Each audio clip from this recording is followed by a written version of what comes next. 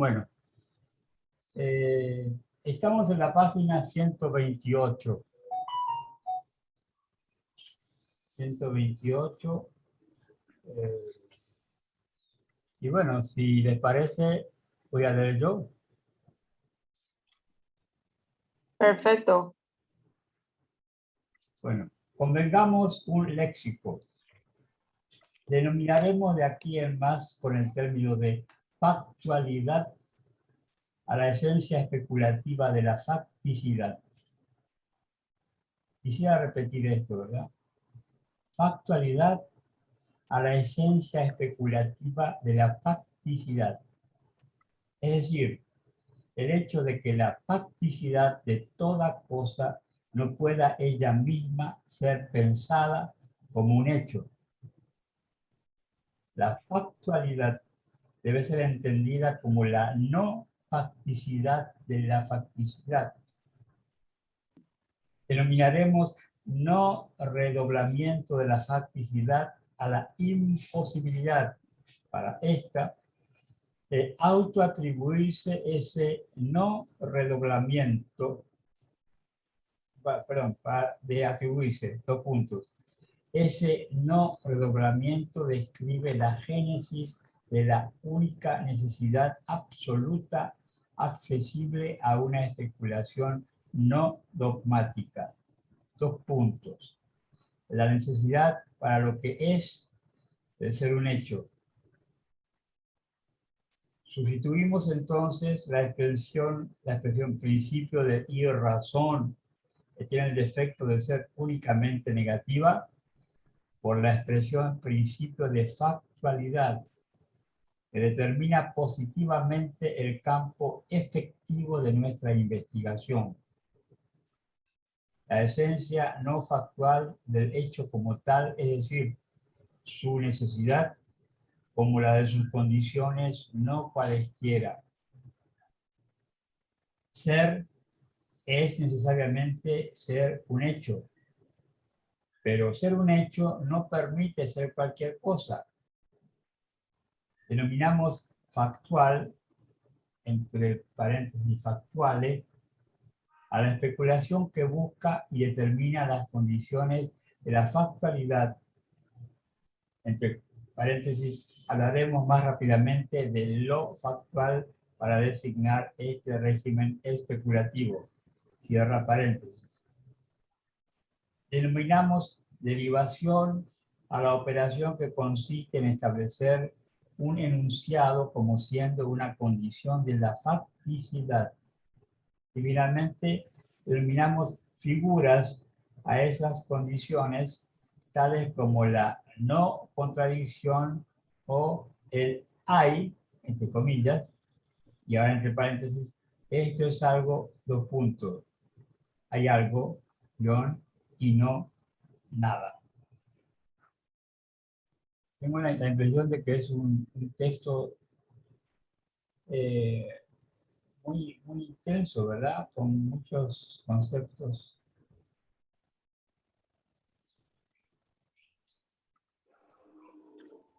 Él está precisando, como que es la conclusión de este capítulo, ¿verdad? Sí.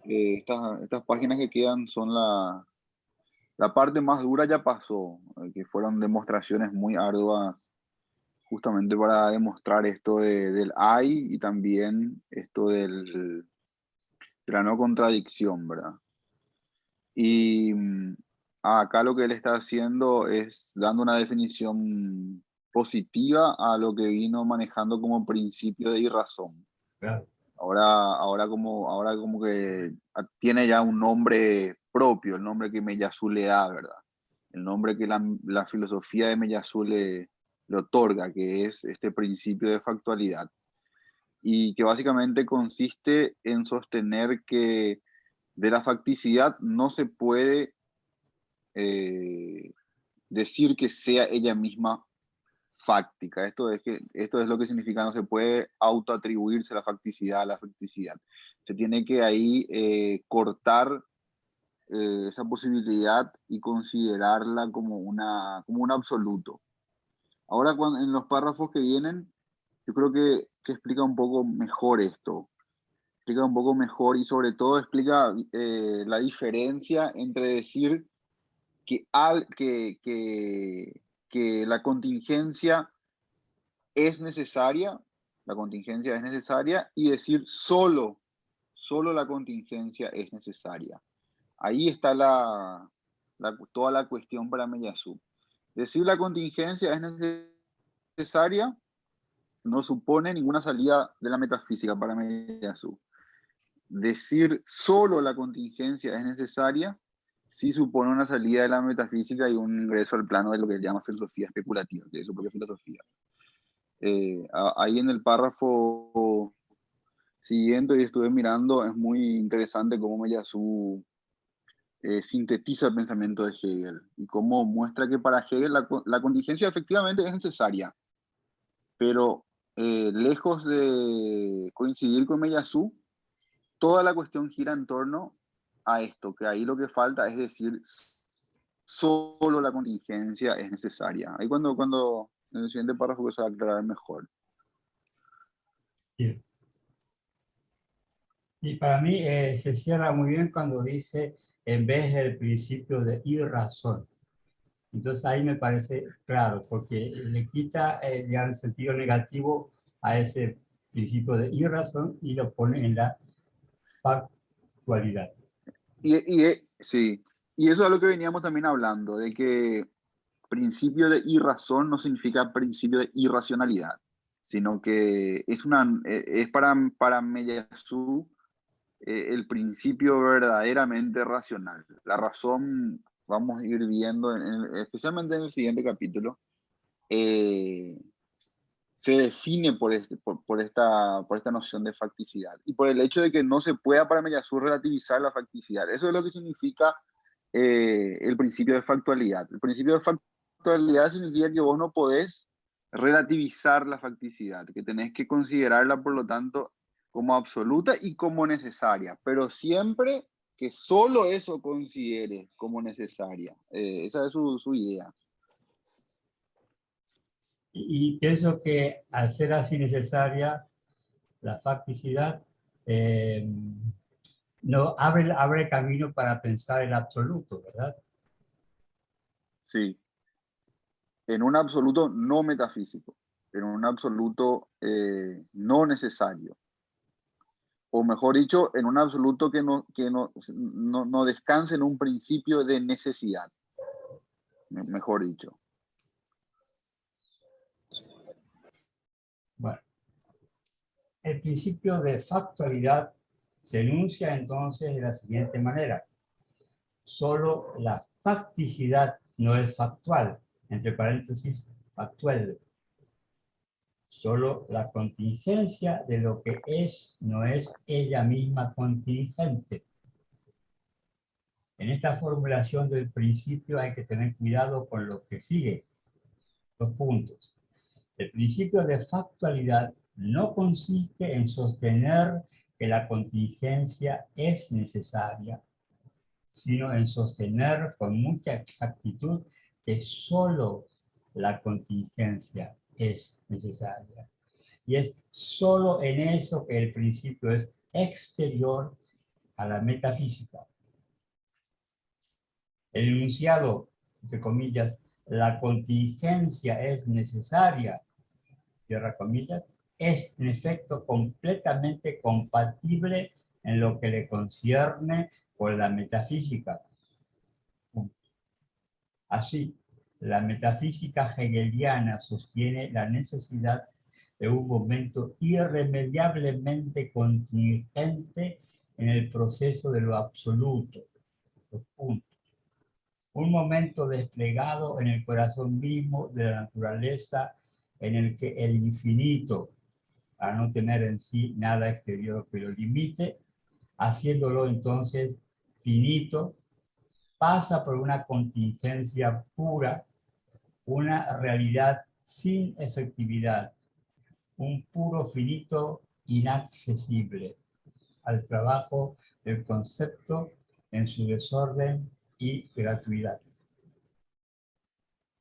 Este es para Hegel el signo mismo de la defectuosidad necesaria de la naturaleza, defectuosidad a través de la cual el absoluto debe pasar para ser el absoluto, la de no corresponder sino parcialmente al concepto hegeliano de naturaleza,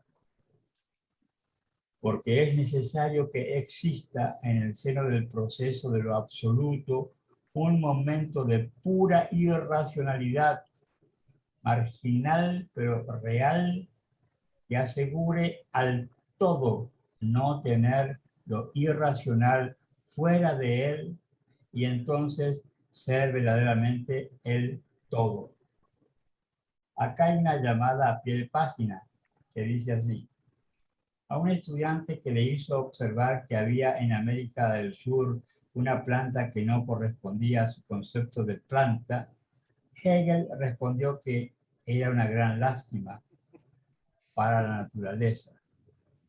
Esto es de J.M. Lavig, la contingencia en el caso de Hegel, y cómo el sentido común comprende la filosofía, Arles, 1989.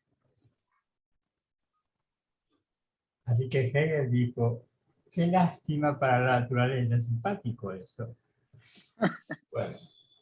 Che, pero acá aparece Hegel como totalitario, ¿verdad? Porque el todo, ¿verdad? Ahí aparece el concepto de todo. Entonces diríamos que es un filósofo total. No hay nada fuera. No hay nada fuera de su historia ni el despliegue del espíritu. Pasa por todos los puntos. Entonces no hay nada fuera. En ese sentido totalitario, ¿verdad? No. Como le llamaba Cioran, ¿verdad? Recuerdo que era. Los filósofos del todo. En ese sentido sería, José, Hay que no queda nada fuera, que no queda nada fuera. Para mí es súper ilustrativa la manera que acá Meillassoux sintetiza algunos aspectos fundamentales de la filosofía de Hegel. Pero hay que entender algo. Lo importante acá es que Meillassoux, primero, a los fines de su argumentación, Meillassoux está diciendo, la frase la contingencia es necesaria o es necesaria la contingencia de por sí sola no te hace salir de la metafísica. Hegel mismo se maneja de esa manera con la contingencia. Para un sistema totalizante como el hegeliano, la contingencia es necesaria. Pero ¿qué significa en la filosofía sistemática de Hegel que la contingencia sea necesaria? Significa que la contingencia no puede ser algo exterior a la totalidad, porque si la contingencia fuera algo exterior a la totalidad, esa totalidad sería incompleta, quedaría algo fuera de ella.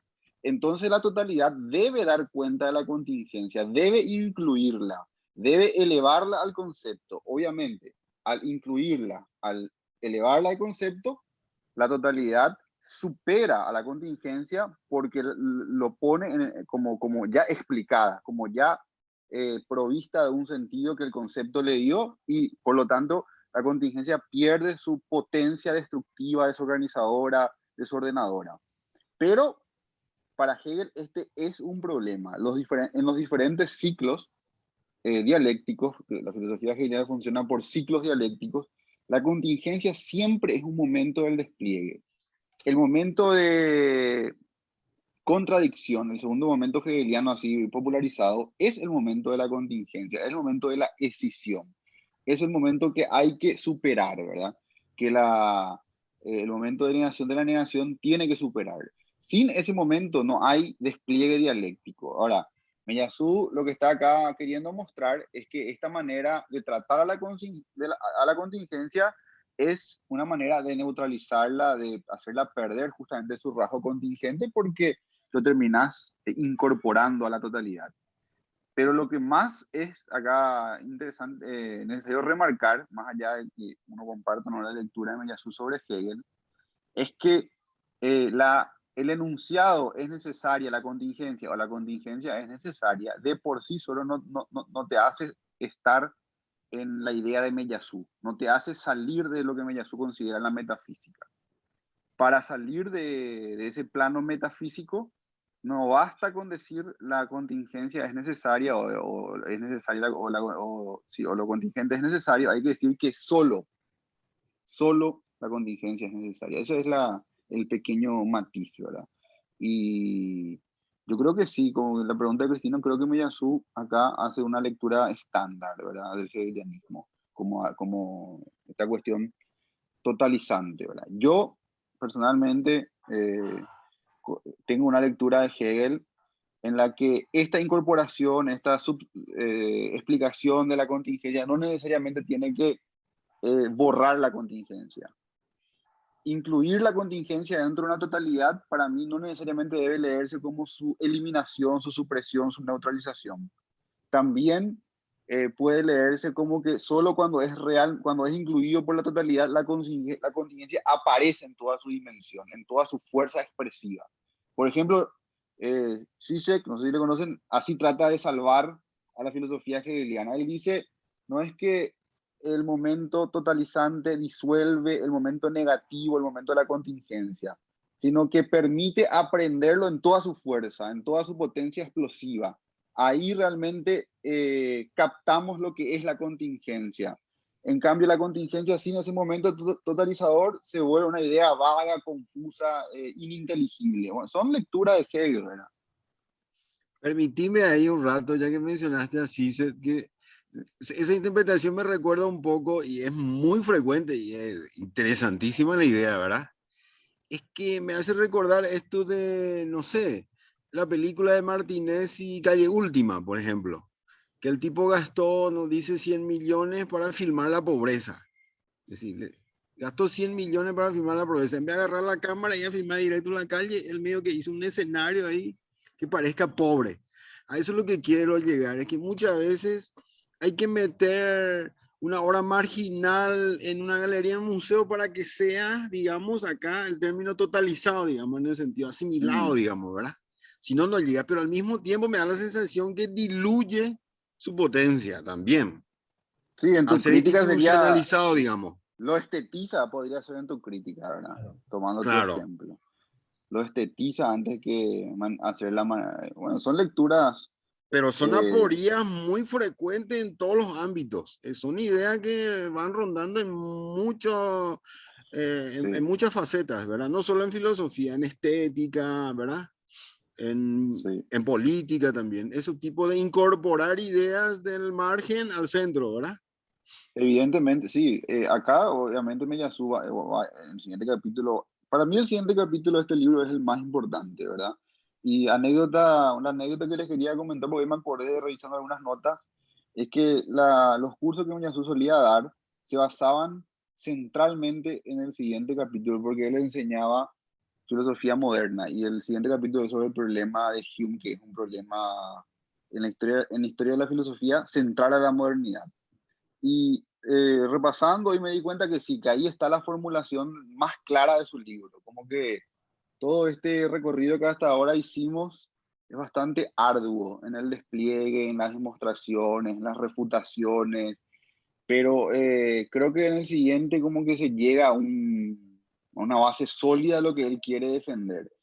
Y esta conclusión es importante porque esta noción de totalidad, que es la de Hegel, que acá que estamos viendo, que es capaz de dar cuenta de la contingencia, pero como dice Cristino, de manera estetizada, conceptualizada.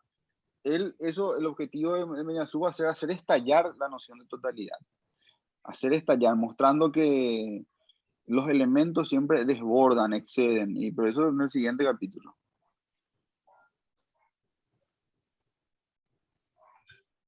Bueno, continúo. Pero semejante contingencia se deduce de un proceso de lo absoluto que en sí mismo, a título de totalidad racional, nada tiene de contingente. Nada tiene de contingente. La necesidad de la contingencia no está extraída entonces de la contingencia misma, de la contingencia únicamente, sino de un todo ontológicamente superior a esta. Y ahí está lo que separa lo factual, entre paréntesis factual, de la dialéctica, o, de modo más general, en nuestro léxico, lo que separa lo especulativo de lo metafísico. hay una nota al pie también dice acá acerca de la contingencia hegeliana, ver el comentario en la nota previa de J.M. Larrick respecto del artículo de Hegel. Hegel, el derecho y el liberalismo, París, 1989.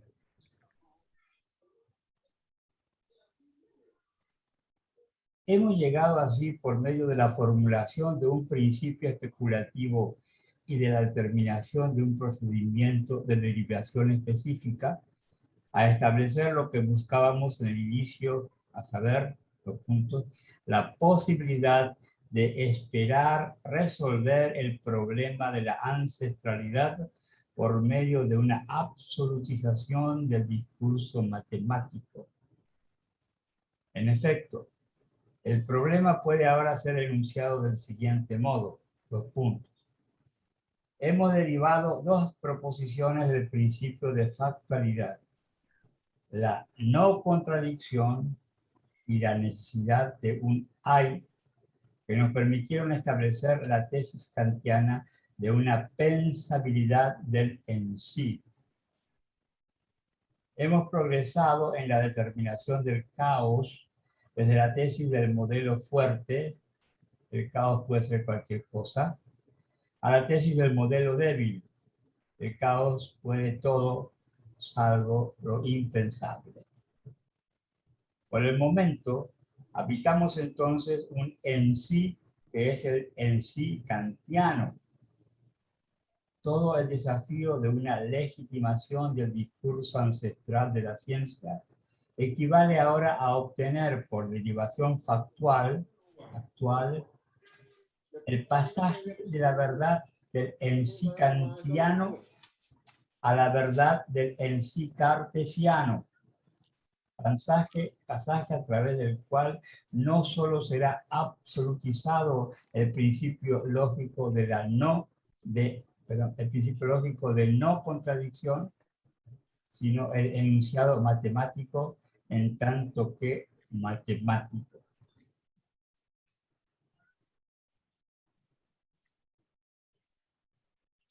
O sea que el principio de el en sí kantiano se mantiene su vigencia, ¿verdad? Sí, Que es posible pensarlo. así es.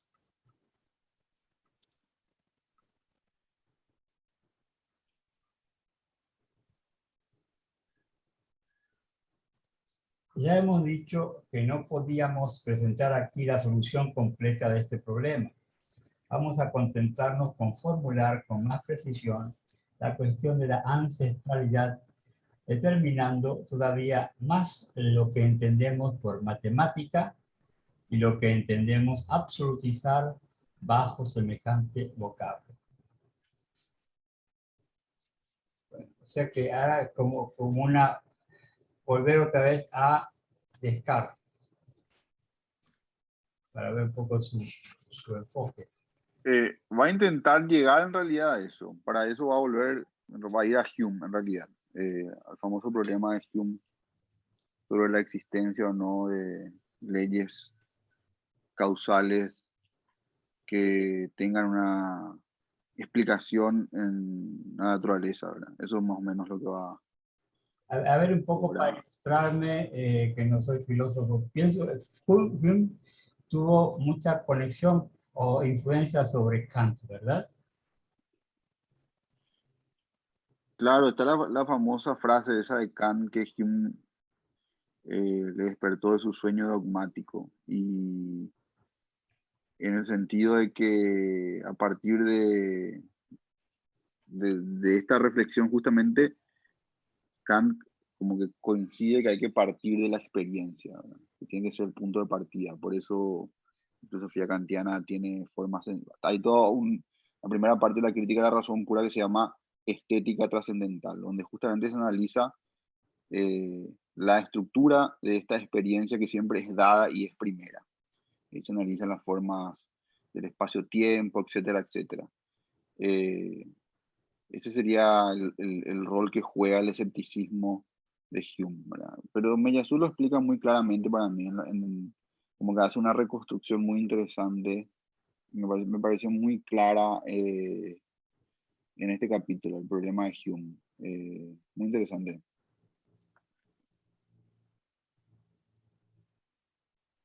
El problema de Hume. Mientras creamos que debe existir una razón del ser así, de lo que es, alimentaremos la superstición, es decir, la creencia en una razón inefable de toda cosa, porque dado que nunca descubriremos ni comprenderemos dicha razón, no podemos sino creer en ella o aspirar a creer en ella.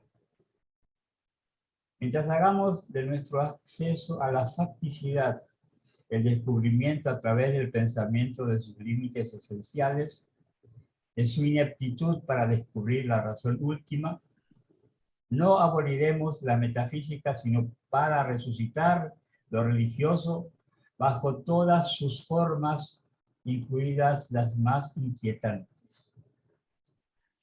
Mientras hagamos de la facticidad un límite del pensamiento, dejaremos el más allá de ese límite gobernado por la piedad. Y así, para quebrar ese juego de báscula entre la metafísica y el fideísmo, tenemos que transformar nuestra mirada sobre la irrazón, dejar de hacer de ella la forma de nuestra comprensión deficiente del mundo, para hacer de ella el contenido verídico de ese mundo.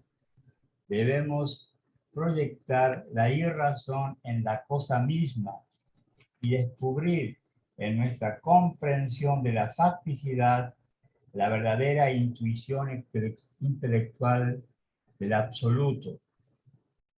Intuición porque, por cierto, es así como descubrimos una contingencia sin otro límite que ella misma.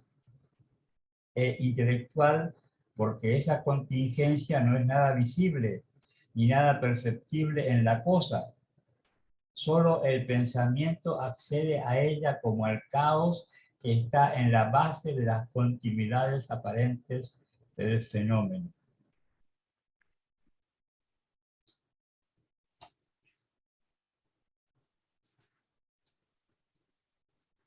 Es como una recapitulación de todo lo que desarrolló hasta ahora, ¿verdad? Para que no pierdas el hilo.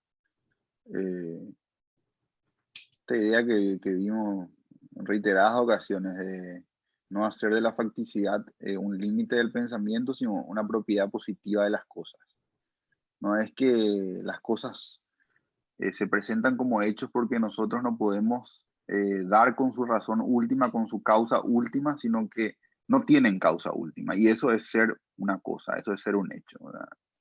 Eso es lo que está acá diciendo, ¿verdad? Como que volviendo a martillar con esa idea. Y lo que agrega acá es que esto es una verdadera intuición intelectual del absoluto. Es decir, es producto de una suerte de captación que el pensamiento te permite. No, los sentidos no te dan esto. Dice que esta contingencia no es visible, ni nada perceptible en la cosa. Entonces, esto es lo que va a ir ahora, esto que lanza así Miyazuma va a ir argumentando ahora, en todo este capítulo.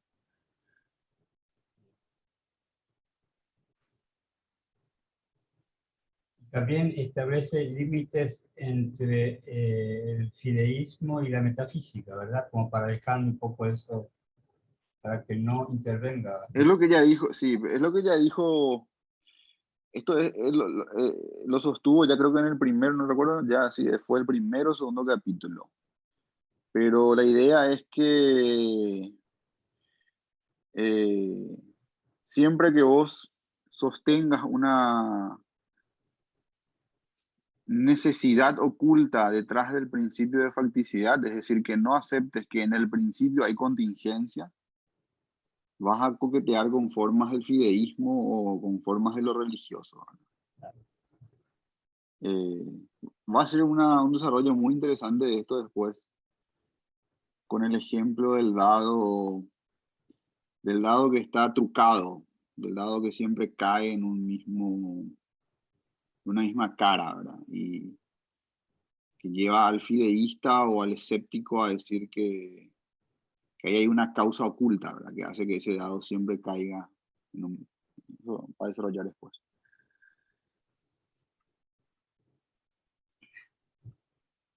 Sin duda, he aquí todavía otra inversión del platonismo, pero de una especie por completo diferente que la que ha sido generalmente practicada.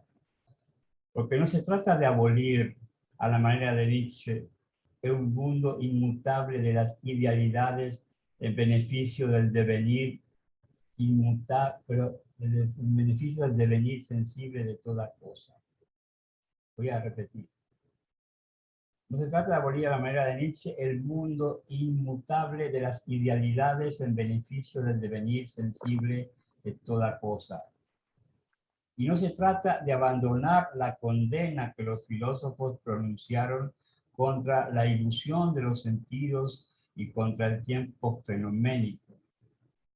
Se trata más bien de abandonar la creencia común al platonismo y al antiplatonismo de que el devenir estaría del lado del fenómeno y lo inteligible del lado de lo inmutable para denunciar, por el contrario, vía la intuición intelectual, la ilusión fijista del devenir sensible, la ilusión de que habría constantes, leyes inmutables del devenir.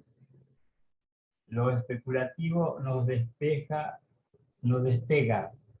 de la fijeza fenoménica de las constantes empíricas, elevándonos hasta el caos puramente inteligible que la sostiene de un lado a otro.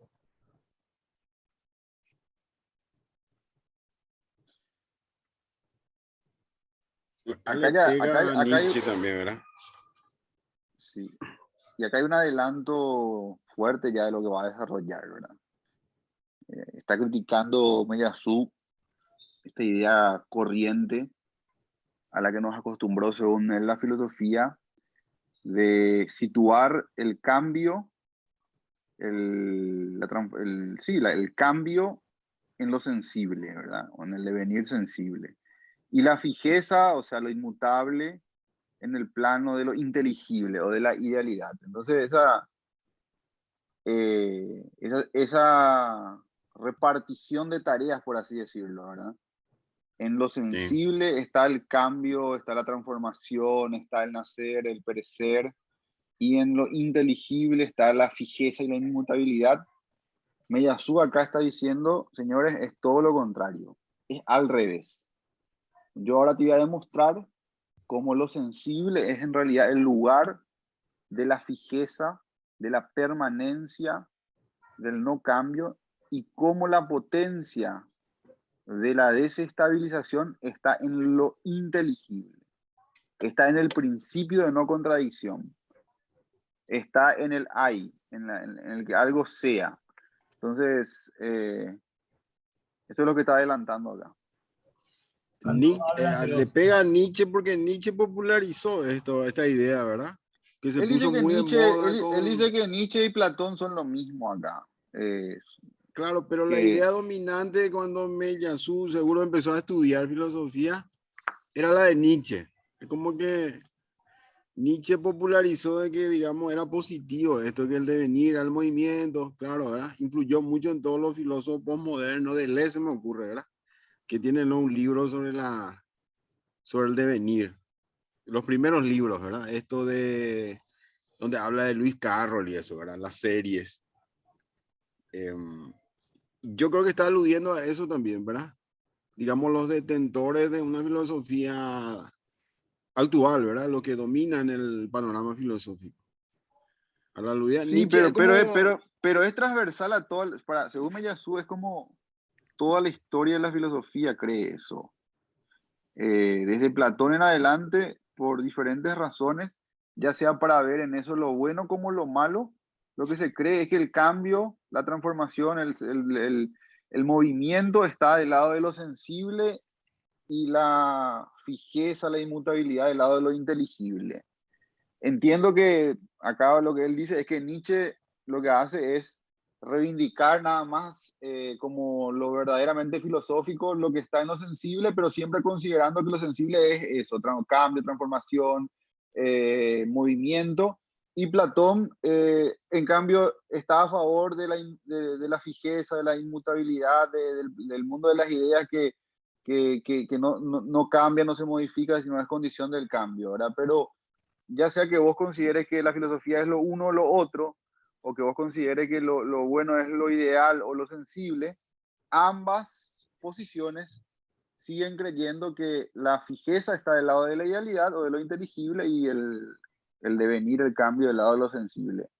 Y Meyasu lo que trata acá de decir es esta manera de filosofar, por más que se parezcan opuestas, por más que Nietzsche crea que hace un gran giro antiplatónico, en realidad comparte con Platón una misma ontología, que es poner el movimiento del lado de lo sensible y la inmutabilidad del lado de lo inteligible. Eso es lo que Nietzsche crea ahora, que lo que hay que reivindicar es lo sensible, ¿verdad? Para decirlo rápido. Yo Sí, vengo acá a decir es al revés. Pero ¿verdad? José, también, decir. digamos, no estrictamente filosófico, es lo que yo quiero decir, es que revolucionarios, considerados revolucionarios como Nietzsche, él lo mitiga, ¿verdad? Por no decirlo refuta, ¿verdad? No era tan revolucionario. Eso es lo que está diciendo también. No, y Es para decir, lo Meyasu revolucionario. Sí, para Meyasu es un platonismo invertido. O sea, Nietzsche, que sí, hablaba, por ejemplo, del cristianismo como platonismo, ¿cómo es? para el pueblo. Para el pueblo, Por- Meyasu dice, y Nietzsche es un platonismo invertido simplemente. Pero no escapó de su lógica, porque sigue considerando como Platón que lo sensible es el lugar del cambio y lo inteligible el lugar de la permanencia, y es todo lo contrario. pero le pega, digamos, a un santo del posmodernismo. Nietzsche es como una figura sagrada de la filosofía. Eso es lo Y que le pega. quería decir. Que no se nos escape también ese ataque a los ídolos, ¿verdad? Es No una perder la falta de vista. respeto. Es una falta de respeto la que está haciendo ahí Nietzsche. O sea, Miyazo con Nietzsche. Pero lo vamos a dejar pasar nomás. Y Cristina se burla. Pero antes le pegó con todo a una figura que también los posmos le pegan, ¿verdad? Hegel. O sea que como que va... Está compartido. va Todos ligan. Acá todos ligan. Pero bien, me parece una actitud interesante que el tipo no esté ahí con algún miedo escénico para pegar, ¿verdad? A los grandes personajes de la historia de la filosofía. Me parece, Sí. con argumentos sobre todo, ¿verdad? Si no, todo sería ridículo. Pero acá, por lo que veo, está insistiendo sobre el tema de lo fenoménico de Kant, ¿verdad? Lo sensible es lo fenoménico, ¿verdad? Y en realidad yo creo que, o sea, obviamente que Kant es también tributario de esa historia, de esa larga historia que divide la realidad entre lo sensible y lo inteligible, ¿verdad? Materia, forma. Podemos encontrar miles de equivalentes con sus diferencias en cada caso. Y lo fenoménico, lo que dice Meyasu, no es el lugar del cambio, no es el lugar de la contingencia. Lo fenoménico, yo te iba a demostrar ahora, lo sensible es el lugar de la permanencia. Ahí está el fijismo. Y el caos, la contingencia, la posibilidad de cambio está en el plano de lo inteligible. Ese es el gesto acá de Miyazu. Y que falta ahora argumentar, ¿verdad? Acá está adelantando nada más. Bueno, digamos que mientras creamos que existe una razón para la cual las cosas deben ser así más que de otra manera, haremos de este mundo un misterio, puesto que dicha razón nunca nos será revelada.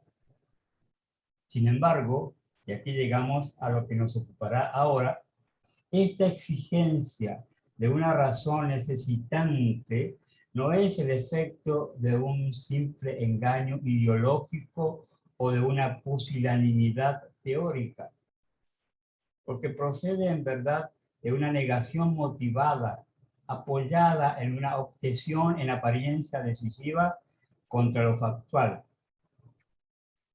Objeción que habrá que exponer y refutar precisamente si queremos asegurar al recorrido especulativo una mínima credibilidad.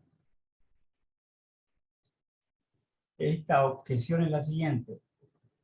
Parece absurdo sostener que no solo las cosas, sino también las leyes físicas son realmente contingentes, porque si ese fuera el caso, habría que admitir entonces que esas leyes pueden, no sin razón alguna, modificarse efectivamente en todo momento. Ahí quiero detener un poco, porque esa es como la gran objeción que va a afrontar todo este capítulo, ¿verdad? Y es la objeción que le nace a cualquiera. Y es también lo que creo que motivaba a que Cristino y también creo que César en encuentros pasados sospechen de que Meyasu había como una suerte de posmodernismo, en el sentido de que todo puede cambiar, todo, como va a decir después, la bola de billar en el ejemplo de Hume, que se chocan, en vez de que la otra sea impactada, puede convertirse en una serpiente. Todas esas ideas de otros mundos, la objeción está acá, ¿verdad? Esta objeción es la más fuerte, ¿verdad? La que él tiene que rebatir, ¿verdad? Que es, parece absurdo sostener que no solo las cosas, sino también las leyes físicas son realmente contingentes. Porque si ese fuera el caso, habría que admitir entonces que esas leyes pueden, sin razón alguna, modificarse efectivamente en todo momento. Como después vamos a ver, creo que no sé si Hume o Kant, dice Meyasu, que argumentan, si así fuera, ya lo sabríamos, ya lo experimentaríamos. Claro. Y esa es la objeción que Meyasu acá describe y que va, porque ese es un método siempre de él. Él no solo presenta la objeción, la profundiza, la despliega, al punto de que uno a veces resulta confundido y cree que Meyasu está hablando de su filosofía, pero está en realidad explicando la fuerza de una objeción. Pero esta es la objeción que tiene que quedar en claro acá, ¿verdad? Si vos sostenés que el principio de tu filosofía es la contingencia y que por ende incluso las leyes de la naturaleza, las leyes de la física pueden estar sujetas a cambio, vos tenés que afrontar la objeción de por qué las condiciones mínimas de vida en nuestra existencia nunca vieron ese cambio, esa mutación de la ley de la gravedad o no sé cuál otra ley que regula la vida en la Tierra, por ejemplo, o en el universo, la gravitación, todas las leyes de la física. Me hace acordar un poco de esta argumentación que empieza acá, creo, con las ideas del eterno retorno en Nietzsche. Bien parecido, de verdad. Especialmente cuando van a hablar de Cantor y eso después. Creo que Nietzsche también su argumento definitorio es que sí, todas las cosas ya sucedieron porque el mundo tiene limitaciones, no puede ir innovándose todo el tiempo, se tiene que repetir. Y es decir, entonces todo ya ha sucedido, ahí ese es su argumento, todo ya ha sucedido. Entonces, qué sé yo, ahora estamos leyendo, ya leímos, es decir, no es que se está innovando, realmente no hay una contingencia en Nietzsche, digamos, ¿verdad? Para hacer una comparación, sino pequeñas variaciones de cosas ya sucedidas. Es decir, todo ya sucedió. Me da la sensación que hay como un cierre ahí, ¿verdad? En Nietzsche mismo, ¿verdad? Hay un cierre de la contingencia, por usar la terminología de Meyasu. Meyasu también en un momento dado, ahí cuando hablan de Cantor, van a usar un argumento, digamos, para cortar esta idea del eterno retorno de cierre, para abrirlo. Me da la sensación que es para abrirlo. Por eso quería traer a colación estos dos argumentos medio cercanos, ¿verdad? Porque al final trata de eso, ¿verdad? Si todo es contingente, pero ¿hasta dónde todo es contingente si el mundo tiene límites y las cosas se repiten? Entonces no hay contingencia si se repite, ¿verdad? Además, de hecho, nuestra vida todos los días es repetitiva, rutina, ¿verdad? Yo creo que va por ahí un poquito. No sé si estira un poco la comparación, ¿verdad? Pero quería comentar eso. Pero ¿acaso eso no lo habíamos visto de alguna forma antes con esta idea de que todas las mañanas amanece y sale el sol, por lo tanto mañana va a amanecer y va a salir el sol simplemente porque hubo una experiencia previa, pero ¿cuál es la seguridad de que mañana amanezca? Y ese es el problema de Hume. Ese es el problema de Ese es Hume. ese es el problema de Hume. Ajá. Y ahora en lo que viene, él va a exponer cómo a ese problema hay tres respuestas, ¿no? Una respuesta dogmática, que es la respuesta del racionalismo, vamos a decir, de Leibniz, incluso de Descartes. Una respuesta escéptica, que es la del propio Hume, cómo Hume responde a su propio problema. Y una respuesta trascendental, que es la respuesta kantiana. Estas tres respuestas Meillassoux va a desplegar como insatisfactorias para después esbozar su propia respuesta, que es la respuesta especulativa.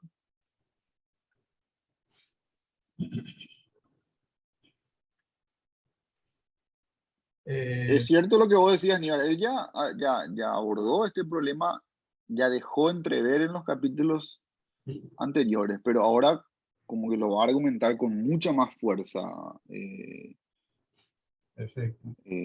Va a dar un razonamiento ya no solo, porque lo que hacía era así, ir adelantando, pero en el marco de una refutación, ¿verdad? De objeciones. Ahora como que va a avanzar más a una elaboración ya más positiva. Bien.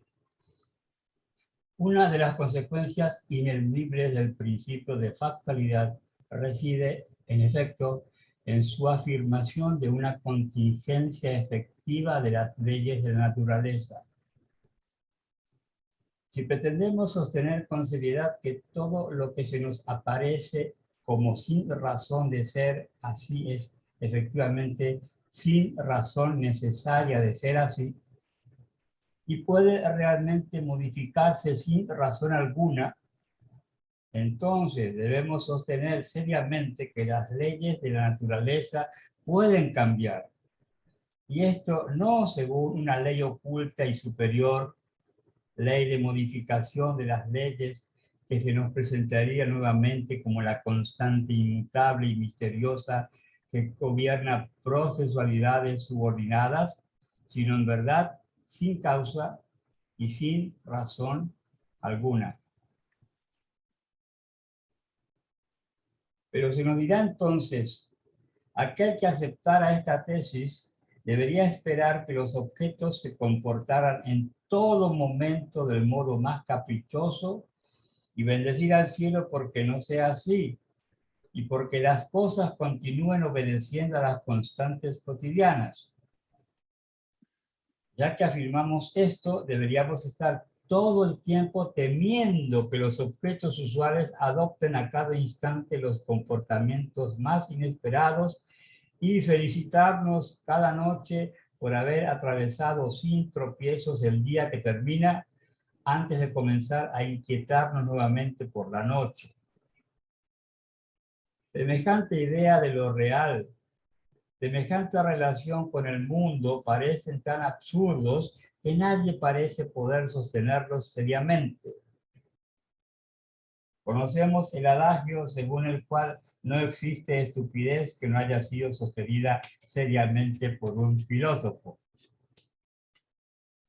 La prueba de que este adagio es falso se nos podría hacer observar con toda amabilidad, es que queda una que nadie todavía ha sostenido, y es la que nosotros hemos encontrado. Interesante eso del filósofo, ¿verdad? Es una autocrítica muy. Sí, la otra vez también aprovecho de saludar a todos, perdón. Recién me metí al principio desde el celo y estaba con mi hijo, así que ahora ya estoy tranquilo. Estaba también con esto, Aníbal, ¿te acuerdas de como el sofista que uno lleva adentro? Que era también muy interesante, que es como la seducción del filósofo a más bien inventar algo para resolver un problema, así lo veo yo, que a seguirlo pensando seriamente. Hay una cosa acá bueno, que seguramente creo que lo deberá tomar más adelante, pero creo que está al horizonte del tiempo. ¿Mm? O sea, las cosas no cambian de la noche a la mañana, por así decirlo, no ha pasado, pero no quiere decir que no pase o que no va a pasar. Y de hecho, la crítica, ¿verdad?, al principio de causalidad, es que justamente el principio de causalidad indica que dada una causa, se produce un efecto la mayor parte de las veces, pero que eso no implica una necesidad. O sea, no va a ser que siempre va a ocurrir ese efecto. Pero ahora bien, en la temporalidad, pareciera, ¿verdad?, que ese efecto justamente tiende a repetirse y de ahí nosotros creemos, ¿verdad?, que es por necesidad. Entonces, eso por un lado, ¿verdad? No, acá yo creo que habría que incluir al tiempo. Los objetos se van a seguir comportando así, pero justamente eso no es una necesidad. Algún día pueden cambiarse totalmente. E insisto, ¿verdad? Que por ejemplo en el escenario de los sueños que a diario se cambian totalmente a cada rato. Mm, mm, eh, Eso por un lado, ¿verdad? Y lo otro, algo iba a decir y se me fue ahí donde pensé en los sueños. Mm. No, eso yo creo, ¿verdad? Eso, o sea, tampoco es posible. Que el mismo concepto de ley significa atar, ¿verdad? Y este concepto es que cae algo que ata un montón de hechos contingentes y los puede explicar con una fórmula. Por ejemplo, el principio de gravedad. O sea, puede ser operacional y explica cómo ata un montón de hechos contingentes y lo explica, ¿verdad?, con una ley. Y la ley se supone que lo estamos atribuyendo o le estamos dando a la ley desde siempre un estatus de necesidad. Pero finalmente no hay ningún argumento para suponer que tiene este estatus de necesidad que va a ocurrir siempre. O sea, O sea, ha sucedido dentro de la temporalidad humana que dentro de los mismos cánones no es nada, digamos, en términos de temporalidad. digamos, Sí, el perdón, Mauricio. físico es el que nos impone ese precepto de la infalibilidad de las leyes físicas, ¿verdad? O sea, como que están dadas las leyes y no va a cambiar, ¿verdad? Sí, yo encuentro que es clave lo que dice César. O sea, me parece que la pensada que hay que darse ahí en torno a la definición de ley es importante. Y si esa ley, qué grado de convención tiene y qué segmento de tiempo es el que toma, como muy bien dice César. Porque puede darse que simplemente recurrencias sean vistas en un segmento de tiempo suficientemente corto y las convirtamos en ley y eso sea una extrapolación hacia el pasado y hacia el futuro y lo demos por sentado, pero no necesariamente constituyen leyes o qué grado de convencionalidad tiene esa ley. Es distinto a una ley jurídica, ¿cierto?, a una ley física, pero pareciera que las tratamos indistintamente. Entonces, quizá el repreguntarse esa concepción de ley o qué tanto hereda o desplaza del concepto de ley antrópica, digamos, al concepto de ley física, el SEMA ley para poder considerarlo un inmutable perenne, digamos. No, yo creo que eso es clave para toda esta cuestión, para desarmar el nudo, porque me parece que hay una trampita ahí en el cómo traspasamos la concepción de ley sin sacudirla mucho, sino que la damos media por sentada.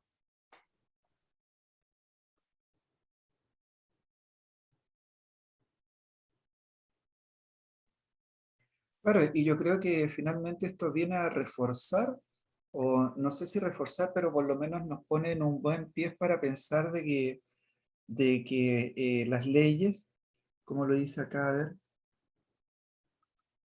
que habría que admitir, ¿verdad? Mm, que las leyes pueden sin razón alguna modificarse efectivamente en todo momento. Tal vez no en todo momento, pero claro, o sea, podríamos sacarle, yo creo, perfectamente la categoría de necesidad. Y de hecho, como dice ahí José también, es lo que plantea, ¿verdad?, Hume. Es como que en el fondo, ¿verdad? Ahí volvemos a chocar en lo mismo. Parece que la ley existe en la inteligencia humana. ¿Mm? Pero es un problema, como vamos a ver, eh, es un problema que tiene objeciones fuertes. Y lo interesante son las objeciones que se presentan a esta idea de sacarle el carácter de necesidad a la ley, ¿verdad? Porque recordemos que la posición de Meillassoux es esa, sacarle el carácter de necesidad a las leyes. No es la posición filosófica ni de Leibniz, de Descartes, ni de Hume, porque Hume, si bien Hume, para aclarar, y esto va a ir explicando Meillassoux, Hume no dice que no haya leyes, perdón, no dice que no haya causalidad. Lo que dice es que el principio que hace que se produzca esta regularidad permanece oculto, inaccesible a la razón. Por eso él es un escéptico, ¿verdad? Pero constata una regularidad, la denomina hábito, y sostiene que no hay posibilidad misma de una conciencia sin estas regularidades. El fenómeno mismo de ser consciente se desintegraría, creo que esto más bien lo desarrolla Kant, según Meillassoux, si es que se disolviese, mejor dicho, determinadas regularidades.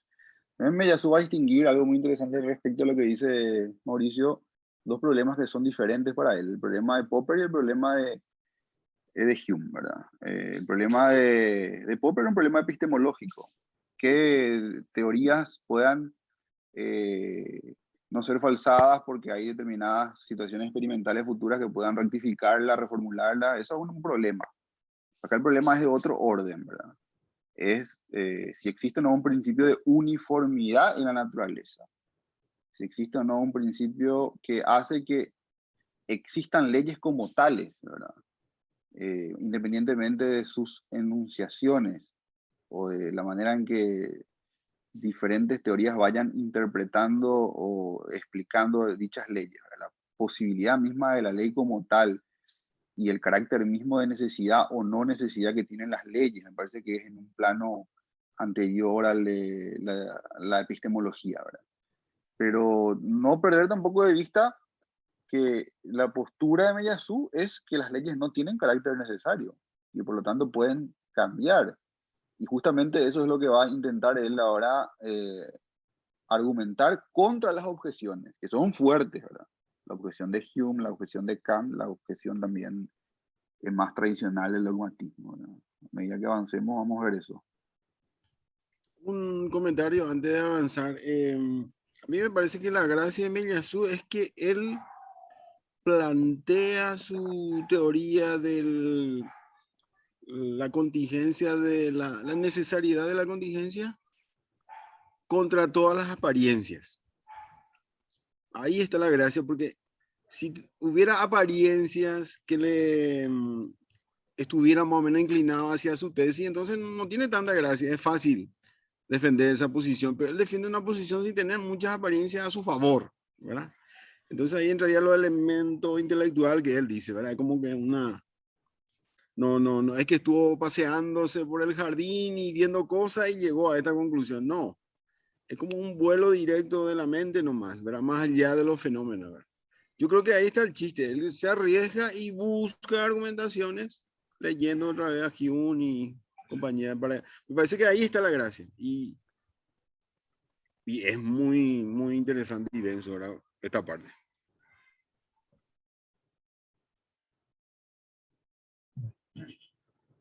Nuestro objetor concluirá de esto que hay que admitir que en efecto existe una necesidad de las leyes que prohíbe por derecho este desorden caprichoso. Puesto que esta necesidad real no es derivable de la lógica o de las matemáticas únicamente, porque son concebibles sin contradicción numerosos universos físicos distintos del nuestro, habrá que decir que el mundo está dotado de una necesidad distinta de la lógico-matemática, de una necesidad propiamente física, pero de la cual será para siempre imposible dar una razón comprensible. Sin embargo, y este es el punto decisivo de la objeción, No podríamos renunciar con el pretexto de su carácter enigmático a la idea de semejante necesidad física sin renunciar a la estabilidad de nuestro mundo que, en lo que a ella respecta, es manifiesta. Porque salvo algún azar asombroso, un mundo sin necesidad física estaría entregado a cada instante y en cada uno de sus puntos a una multiplicidad inmensa de posibles sin vínculo que lo haría implosionar en un desorden radical insinuado en la menor parcela de su materia. Dicho de otra manera, si las leyes fueran efectivamente contingentes, esto se sabría y nosotros tendríamos incluso bastantes chances de no estar allí para saberlo, porque el desorden resultante de semejante contingencia pulverizaría sin ninguna duda toda conciencia al mismo tiempo que el mundo que le está dado a ver. El hecho de la estabilidad de las leyes de la naturaleza parece ser suficiente de este modo para refutar la idea misma de su posible contingencia. A menos, una vez más, que una casualidad lisa y llanamente extraordinaria nos hubiera permitido vivir hasta hoy en el seno de constantes de una impecable estabilidad milagro probabilístico del que tendríamos razones para maravillarnos, pero del que tendríamos sin lugar a dudas que temer que no se prolongara, si así fuera, por un día, por un minuto más.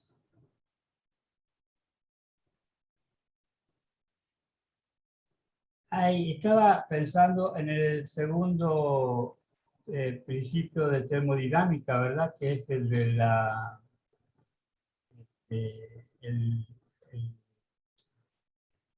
la ley, ¿qué es el desorden? La Entropía. entropía.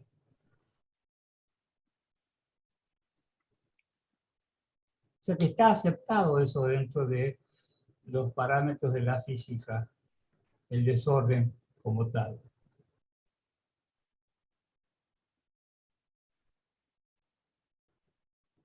O sea que no... Sí, porque hoy había con 40 grados, pura ¿verdad? entropía. Pura entropía Paraguay hoy, 40 grados. Yo estaba pensando lo siguiente, estaba pensando que justamente este mundo sin necesidad física estaría entregado a cada instante y en cada uno de sus puntos a una multiplicidad inmensa de posibles sin vínculo, que lo haría implosionar en un desorden radical insinuado en la menor parcela de su materia. Estaba pensando que esto le sirve a Paraná Lander en su novela. ¿Ah? Plantear un mundo así, ¿verdad? Que llegó todo un colapso y se produjo una implosión, un cambio de todo fenómeno a cada instante. Y El Big Bang con punto el Chief.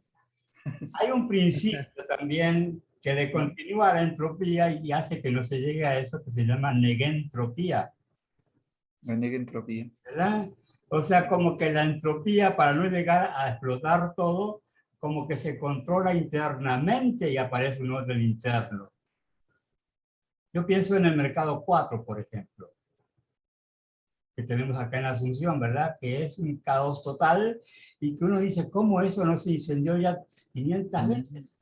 Sí. Porque dentro de ese caos total hay un orden que aparentemente es incomprensible, por eso es caos.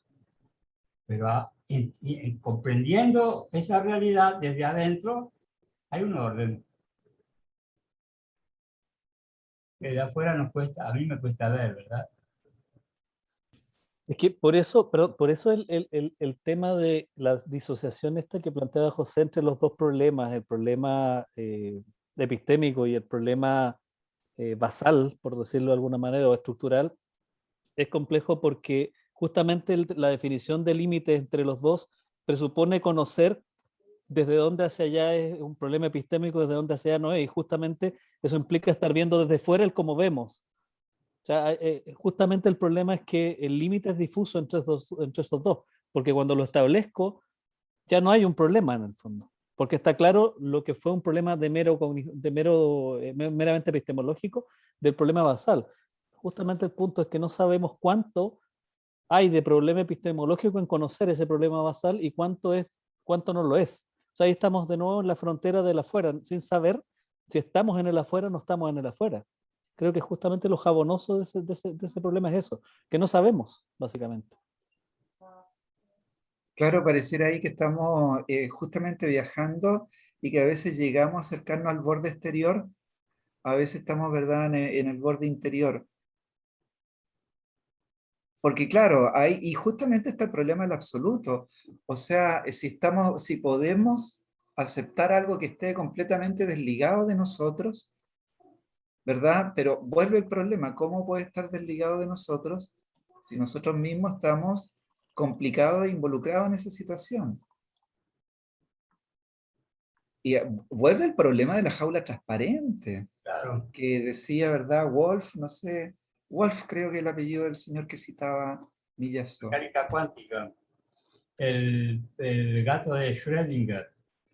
Pero yo quiero recordar nada más que en este momento Meyasu solamente está exponiendo la objeción a su planteo. Él no está desarrollando absolutamente nada propio acá.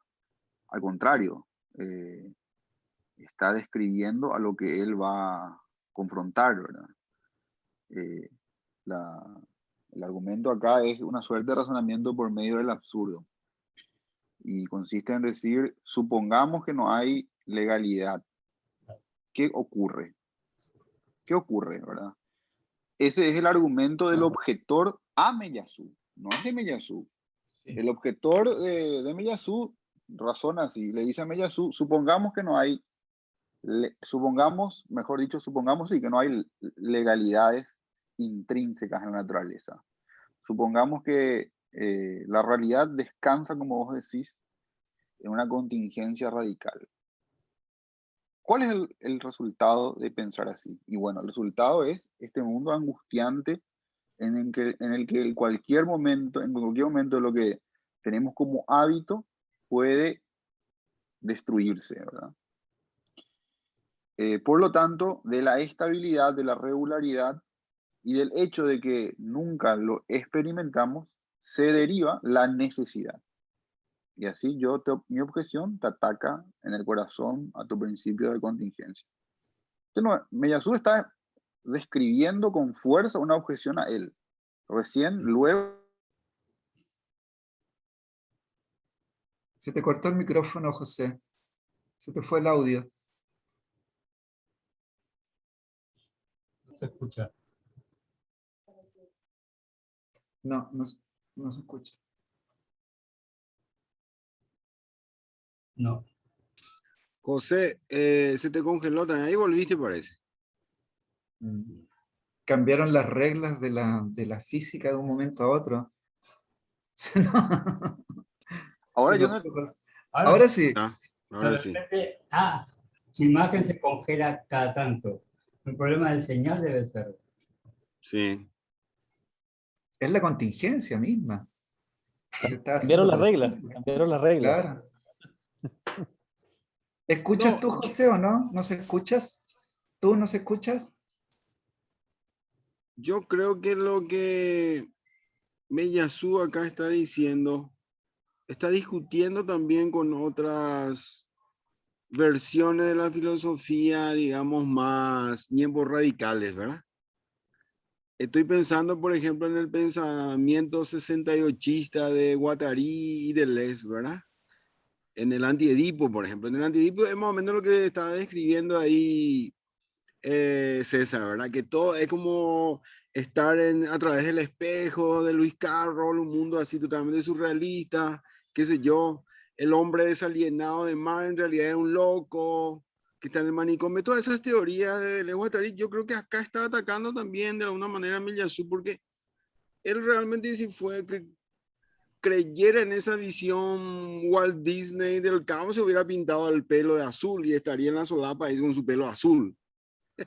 Yo creo que él no juega con ese tipo de ideas, ¿verdad?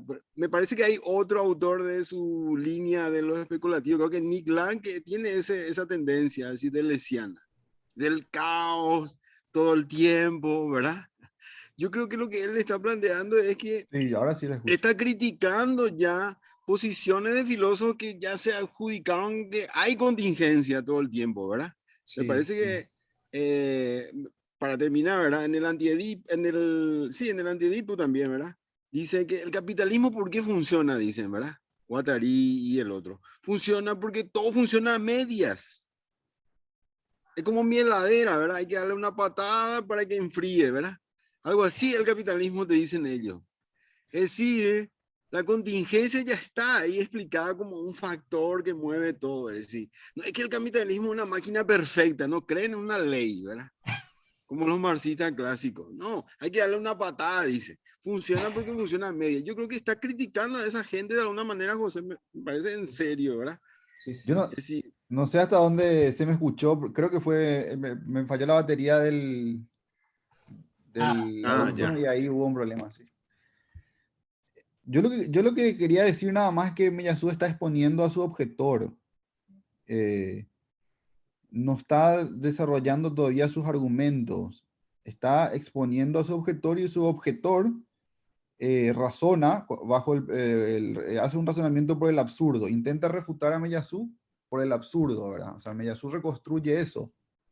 Y lo que el objetor le diría a Miyazu es, bueno, supongamos que es cierto lo que vos decís, que en el principio está la contingencia y no la necesidad. ¿Qué sería un mundo de ese tipo? Un mundo de ese tipo sería insoportable. Es más, no habría mundo, porque habría una explosión, no habría conciencia, no habría representación, o viviríamos con el Jesús en la boca, como se dice. Porque la permanencia de las cosas sería producto de simples regularidades que en el segundo siguiente pueden cambiar. Entonces sería un mundo inhabitable. Pero esto es lo que el objetor le está diciendo a Miyazu. No, Miyazu va a responder a esta objeción en lo que viene. Eso nada más quería decir yo. Sí, sí, no, se entiende perfectamente y de hecho nos hemos acostumbrado un poco ya a esta dinámica porque sirve para que uno vaya, no sé, calentando el cuerpo, tirando golpes, ¿verdad? Es como el calentamiento del boxeador antes de la pelea. Entonces, sí, nos sirve para Creo, discutir justamente, ir creo que tomando posiciones para que después nos remate. Yo creo que justamente es interesante eso porque es lo que tú decías, José, que es el método de Miyazu. De alguna manera es muy pedagógico porque es un bipolar en el sentido de que tiene conversaciones con su alter ego permanente de algún modo. Y nosotros que estamos muy ahí con los dientes afilados empezamos a argumentar en una o en otra dirección, cosa que es lo que arma la discusión de algún modo. O sea, no es solo Cristino aquí el que desordena la cosa. Miyazu en sí mismo me parece que tiene esta Sí, dinámica muy de hacer cancha y hacer como un debate interno de algún modo. sí, así es.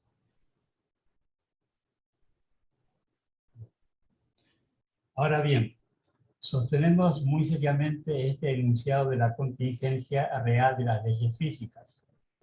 Sin embargo, no bendecimos el cielo a cada instante por vivir en un mundo estable, porque sostenemos que las leyes de la naturaleza pueden efectivamente modificarse sin razón y sin embargo no esperamos, no más que cualquiera que ellas se modifiquen incesantemente. Dicho de otra manera, afirmamos que podemos admitir con sinceridad que los objetos son capaces de adoptar efectivamente y sin ninguna razón los comportamientos más caprichosos sin modificar, sin embargo, la relación usual y cotidiana que podemos tener con las cosas. Y esto es lo que tenemos que justificar ahora. Acá sí ya está, en este último párrafo está la voz de Miyazu, ¿verdad? Donde él delimita el campo, ¿verdad? Creo en la contingencia real de las leyes físicas, pero no estoy todo el tiempo agradeciendo que este vaso se transforme en una víbora o que todo explote, ¿verdad? Es más o menos su planteo acá. Y voy a explicar ahora por qué, ¿verdad? puedo leer, Aníbal, si te Sí, puedo relevar. sí, Si cómo no. Perfecto. así va tomando un poquito algo fresco porque el calor no baja. Adelante. ¿Sigo o alguien va a comentar ese último párrafo?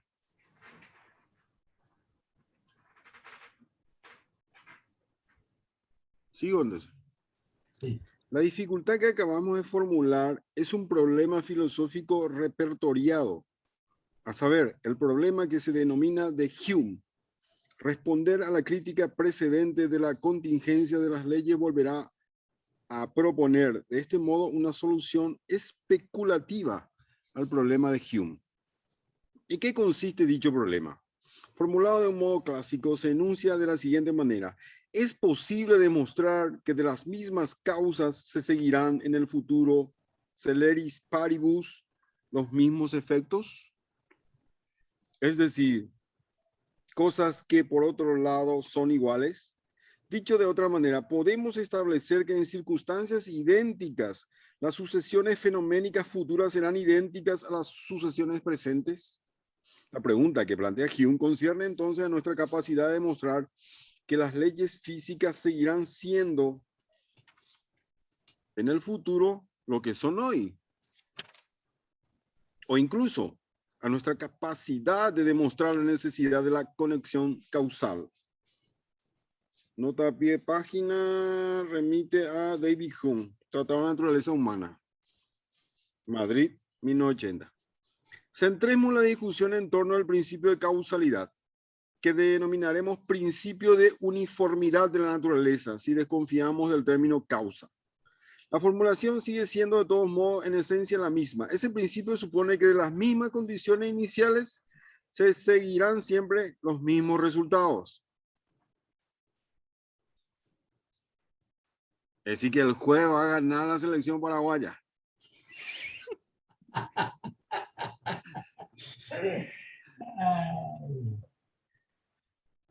Perdón. Subrayemos primero, para evitar los malentendidos demasiado frecuentes acerca de este punto, que este principio nunca fue cuestionado en cuanto a su necesidad por las diversas variantes del falsacionismo iniciado por Karl Popper.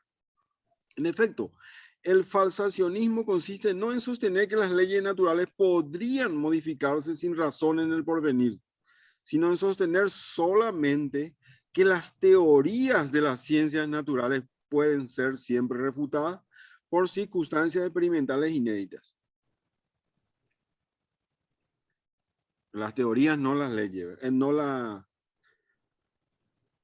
leyes de naturaleza. Se trata, para el falsacionista, de cuestionar la creencia en la perennidad de las teorías físicas en razón de que no es posible asegurar para el conocimiento de la exhaustividad de los factores actuantes presentes en la naturaleza. Entonces Popper no sostiene, como tampoco lo hace ningún epistemólogo después de él, que una teoría podría ser destruida en razón de un cambio sin causa del curso de las cosas. No afirma que en circunstancias idénticas las leyes físicas podrían algún día modificarse. Afirma solamente que nunca podemos demostrar que una teoría física determinada sería siempre válida, puesto que es imposible refutar a priori la posibilidad por venir de una experiencia que actúa de la manera de una circunstancia todavía repertoriada No y repertorio. capaz de invalidar las predicciones de la teoría en cuestión. ¿Paro ahí o termino el párrafo?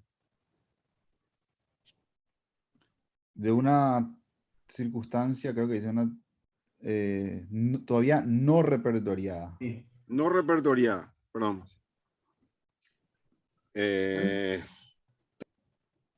Vuelvo entonces. No afirma que en circunstancias idénticas las leyes físicas podrían algún día modificarse. Afirma solamente que nunca podemos demostrar que una teoría física determinada será siempre válida, puesto que es imposible refutar a priori la posibilidad por venir de una experiencia que actúe de la manera de una circunstancia todavía no repertoriada y capaz de invalidar las predicciones de la teoría en cuestión. Son experiencias nuevas o nuevas interpretaciones de experiencias antiguas, las que decidieron a los físicos abandonar la física newtoniana en beneficio de la física de la relatividad y no un cambio súbito del curso de la naturaleza, que se habría producido alrededor de 1905, fecha de la publicación de la teoría de la relatividad restringida, y que habría modificado el universo físico mismo. Popper admite así sin discusión que el principio de uniformidad es verídico y nunca se toma el trabajo de tratar verdaderamente el problema de Hume, que no concierne a la cuestión de la validez por venir de nuestra teoría sobre la naturaleza, sino la estabilidad por venir de la naturaleza misma.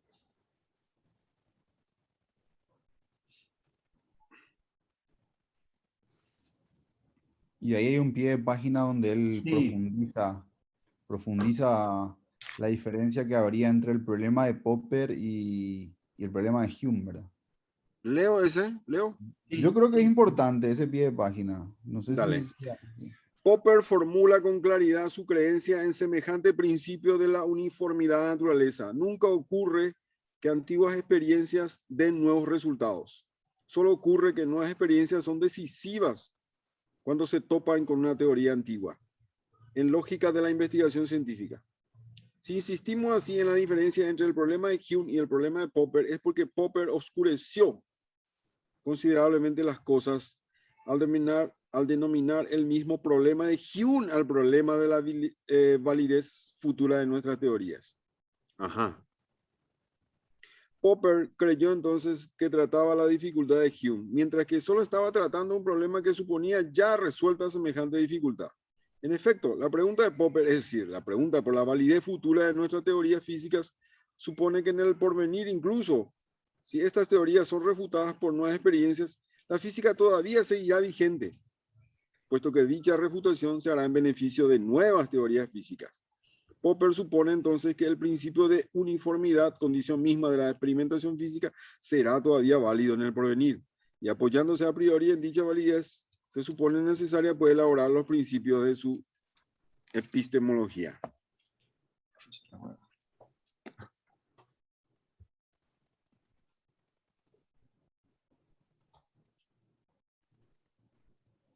A ver, yo creo que acá está con una meridiana claridad expuesto lo que dice Popper, ¿verdad? Lo que en realidad me confunde un poco justamente esta nota. Eso es lo que no estoy entendiendo muy bien. Da a entender, parece Meyasu, que la física puede cambiar mañana. Pero Claro. mira, acá si No quiere decir que retrocedemos... vaya a cambiar, pero puede cambiar. Pero no, o sea, no es que Meyasu da a entender, bueno, está bien, pero lo que dice Meyasu es que Hume aborda ese problema con toda su radicalidad y que Hume concede que esa posibilidad no es contradictoria, no viola la lógica, no viola el principio de no contradicción, y que Popper no, que Popper ya da por sentada el carácter perenne de la física. Y lo que Popper discute es simplemente que determinados aspectos o determinadas teorías pueden ser falsadas para dar lugar a mejores aproximaciones a una realidad a priori perenne, eterna, ¿verdad? Que es el del mundo de la física. Por lo tanto, dice Meyasu, Popper cree estar abordando el problema de Hume, pero en realidad no lo está haciendo. El problema de Hume para Meyasu es de orden más radical, ¿verdad? Porque se pregunta por el porvenir mismo de la física de la naturaleza tal como la conocemos, por el porvenir mismo de que existan regularidades, ¿verdad? Que es condición, como dice Meyasu, de cualquier experimentación. En cambio, Popper ya da por sentado que la experimentación es posible. Por eso tiene un método falsacionista. No tendría sentido el falsacionismo, es decir, no razonar de manera hipotético-deductiva, sino falsar como primer principio todas las hipótesis, y vos no supondrías ya que eso está dado, la posibilidad justamente de hacer ese tipo de razonamiento. Yo creo que eso es lo que puede convencer o no, pero Meyasu intenta acá mostrar, ¿verdad?, que ninguna relativización epistemológica, no solo Popper, ¿verdad?, ningún relativismo del tipo que fuera, Popper es una cuestión así re epistemológica, pero cualquier otra aproximación que uno pueda tener acerca de la necesidad de que exista una naturaleza, un mundo físico, no aborda realmente el problema de Hume, que es, realmente está dado esto de que este orden físico pueda seguir en el futuro, o no hay en realidad ninguna ningún fundamento lógico argumentativo que lo sustente, ¿verdad? Esa es lo que acá Meyasu está tratando.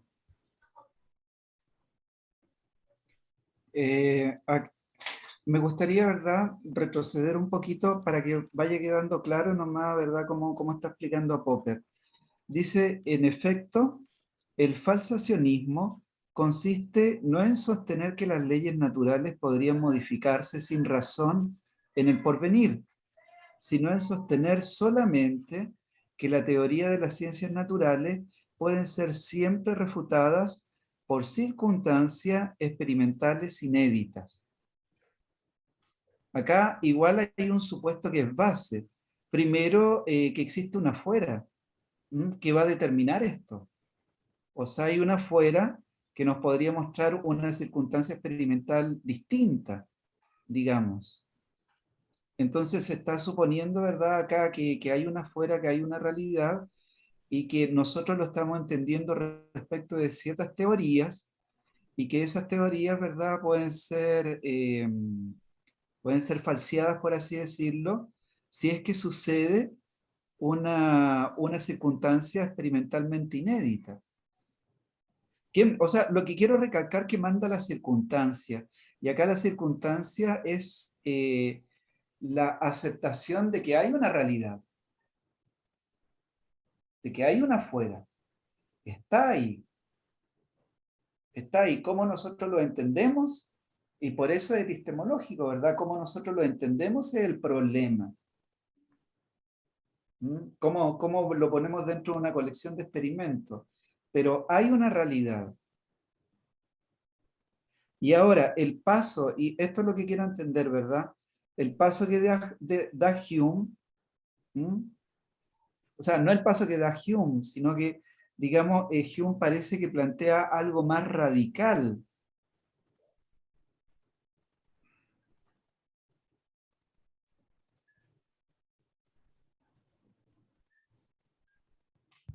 Eso es lo que estoy buscando. A ver si... No, y eso es lo que viene, ¿verdad? sí, discúlpame. En el siguiente párrafo se aborda eso. Sí, ahí. ¿No es acaso que a mí me parece entenderlo quizá en otros términos, que quizás Hume lo que plantea es que hay una afuera y le preocupa si ese afuera es estable?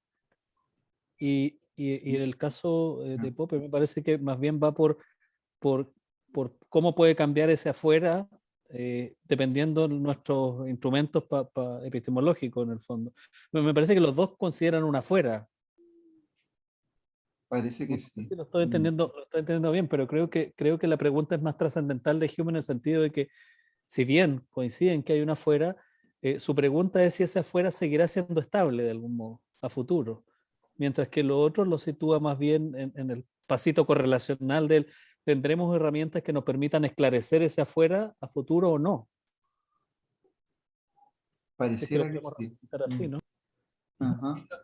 Por ejemplo, si la ley de la relatividad de Einstein fue una manera diferente de entender ese afuera, pero no lo cambió, No, porque hay un punto de referencia. claro. Está siempre en relación a un punto de referencia. Ahí, pero es muy importante esto que dice acá Meyasu para delimitar el problema. Dice este ejemplo que pone, ¿verdad? Son experiencias nuevas, nuevas interpretaciones de experiencias antiguas, las que decidieron a los físicos abandonar la física newtoniana en beneficio de la física de la relatividad, y no un cambio súbito en el curso de la naturaleza, que se habría producido alrededor de 1905, fecha de publicación de la teoría de la relatividad restringida, y que habría modificado al universo físico mismo. Popper admite así, sin discusión, que el principio de uniformidad es verídico, y nunca se toma el trabajo de tratar verdaderamente el problema de Hume, que no concierne a la cuestión de la validez por venir de nuestras teorías sobre la naturaleza, sino la estabilidad por venir de la naturaleza misma. Sí. Ahí está toda la lo que- cuestión que claro. ahora yo creo que va a precisar, ¿verdad? Ahí, de hecho, empieza Sí. diciendo, precisemos, siguiente punto. Perfecto. Sí. Dale. Está bien ahí lo que señala Mauricio, claro. La naturaleza misma, ahí está. Sí. ¿Sigo? Sí, adelante. Precisemos incluso el siguiente punto. El problema de la causalidad, tal como lo plantea Hume, es un problema que concierne a la constancia de las leyes naturales, indiferente a la cuestión de saber si semejantes leyes son deterministas o indeterministas, es decir, probabilísticas. Por cierto, Hume planteó su problema en el marco determinista de la física de su tiempo, pero semejante problema es en verdad indiferente a la cuestión de naturaleza eventualmente probabilística de las leyes naturales. Se trata en efecto de saber si en circunstancias en todo idénticas las mismas leyes podrán verificarse en el porvenir, y esto cualquiera sea la naturaleza de dichas leyes. En el caso de una ley determinista, esto equivale a preguntarse si en condiciones X tal acontecimiento Y, y solamente tal acontecimiento Y, continuará produciéndose tanto mañana como hoy. En el caso de una ley probabilística, esto equivale a preguntarse si en condiciones X un acontecimiento Y tendrá mañana como hoy la misma probabilidad de producirse o no. El problema de la causalidad, tal como está planteado por Hume, no debe ser confundido entonces con el problema del determinismo. Es un problema más general que concierne a todas las leyes de naturaleza independientemente de su eventual especificidad. Sí, está. Para decirlo una vez más de otra manera, el problema de Hume concierne al hecho de saber qué nos garantiza que la física misma y no tal o cual teoría física sea posible mañana. La condición de posibilidad de la física consiste en efecto en la reproductibilidad de las experiencias, garantía misma de la validez de una teoría. Pero si mañana, en las mismas circunstancias exactas, experimentos sucesivos dieran lugar a resultados distintos, si ningún efecto estable o ninguna probabilidad estable pudieran ser garantizadas de un día para el otro, para las mismas condiciones de experimentación, entonces lo que se desmoronaría sería la misma idea de una ciencia física. La pregunta de Hume puede entonces formularse así. ¿Se puede demostrar que la ciencia experimental será posible mañana, tal como es posible hoy? Ahí está Buena más clarito, pregunta, ¿verdad? Ahí sí, Muy buena pregunta. sí, ahí está bien. Sí. Yo tengo otra para José. Miyazu era buen jugador de billar. O era un teórico. No sé. Malhumorado, por lo menos sé que. Como pregunta de las ¿Cómo? páginas rosas, ¿no? Lo único Una que pregunta sé Proust. segura que es malhumorado. Ah, entonces no hay que preguntarle, te va a dar con el libro. Porque Hume era más bon vivant, ¿verdad? Vivió en París y jugaba billar, eso se sabe, ¿verdad? Es uno de sus ejemplos célebres. Sí. Sigo nomás, muchachos, ¿no? Sí, creo que sí. Sí. A sí, esta sí. pregunta bien comprendida parece que hasta hoy solo se le han presentado 3 respuestas. Una respuesta de tipo metafísico, una respuesta de tipo escéptico, que es la del propio Hume, y por supuesto la respuesta trascendental de Kant. Expongamos brevemente el principio de estas 3 respuestas antes de formular el principio de una respuesta especulativa. Así que van a entrar la respuesta y al final va a hablar Miyazu. O sea, 3 respuestas al problema de Hume, Hume. ¿verdad? Que Miyazu le parece sumamente importante distinguir el problema de Popper, ¿verdad? Por lo ya dicho. ¿Qué hago? ¿Leo de corrido los 3 y comentamos o vamos parando?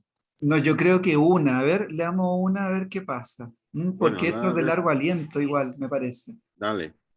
Una respuesta metafísica a la pregunta de Hume consistiría en demostrar la existencia de un principio absoluto que gobierna nuestro mundo. Se podría proceder, por ejemplo, a la manera de un discípulo de Leibniz. Demostrar primero la existencia necesaria de un Dios perfecto, luego inferir de ello el hecho de que semejante Dios no pudo crear sino el mejor de los mundos posibles, el nuestro. La eternidad de nuestro mundo, o al menos de los principios que lo rigen, estará así garantizada por la eternidad de la perfección divina misma. Sería una demostración que podemos llamar directa e incondicional de la necesidad causal. ¿Demuestro positivamente que la existencia de Dios es incondicionalmente necesaria? Que procede de una sola esencia y no de una condición exterior, y luego infiero de ello directamente que nuestro mundo debe ser y seguir siendo como es. Esto es clarito, ¿no? Sí. Pareciera que está clarito. Sería la respuesta La teodicea, dogmática. ¿no? La respuesta dogmática, ¿verdad? Lo que, a ver, lo que Miyazu en diferentes momentos describió como lo absoluto bajo el modo de la necesidad, ¿verdad? Incondicional, necesario, ente primero, Dios como garante de que haya un orden, una estabilidad, ¿verdad?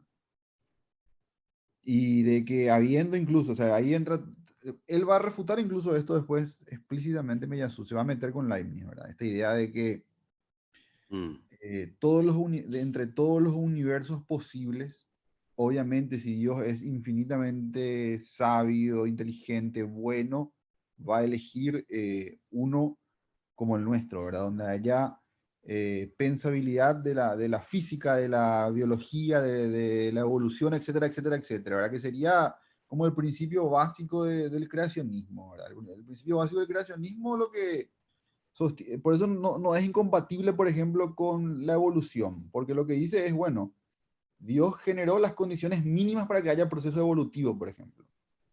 Dios eligiendo el universo el universo más apto para eso, ¿verdad? Lo que acá más o menos se quiere escribir rápido.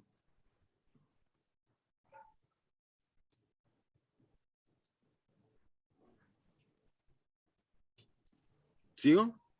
Sí. Ujú. Bien.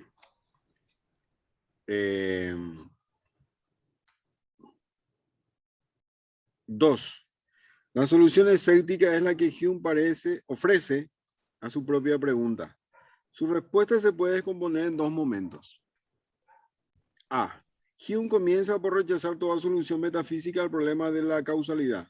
No se puede establecer por medio del razonamiento cualquiera que sea la estabilidad futura de las leyes naturales.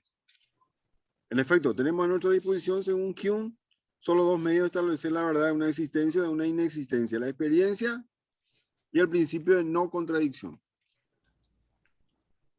Ahora bien, ninguno de esos dos medios nos puede permitir demostrar la necesidad de la conexión causal. La experiencia, en efecto, puede informarnos acerca del presente o el pasado, pero no acerca del porvenir. Puede decirnos que semejante ley existe o se verifica tal como ha existido, se ha verificado en el pasado, pero no puede establecer que se verificará todavía en el futuro.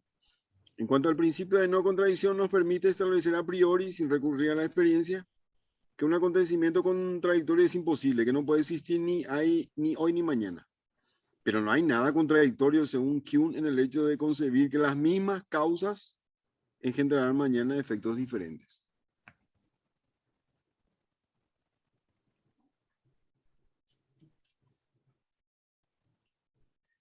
Citemos la manera en la cual... Pueden comentar ahí un ratito, porque necesito abrir una puerta. Perdón. Puede ser un ratito. Sí, sí. Bueno, esto pareciera que también está más o menos claro. Primero un principio, ¿verdad?, que tiene que ver con la experiencia, y después un principio que ya tiene que ver en todo caso con la ley de la lógica. ¿Mm? Y demuestra que ninguno, por así decirlo, podría constatar, por decirlo de algún modo, ¿verdad?, que la causalidad sea necesaria. No lo podemos hacer ni en términos empíricos, ni tampoco en términos lógicos.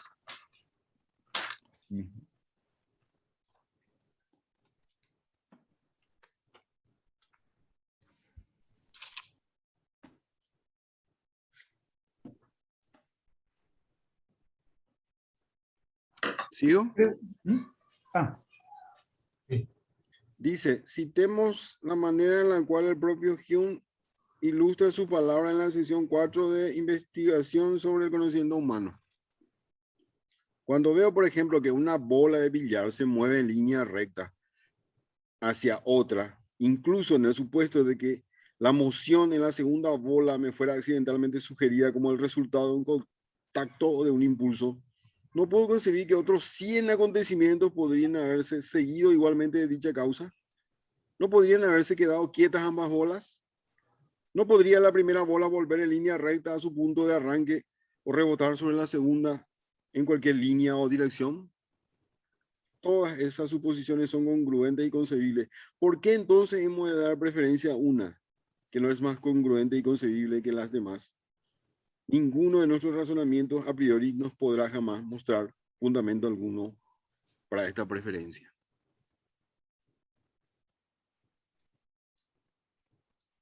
Es la famosa cita de Hume, ¿verdad? El ejemplo de la bola de billar.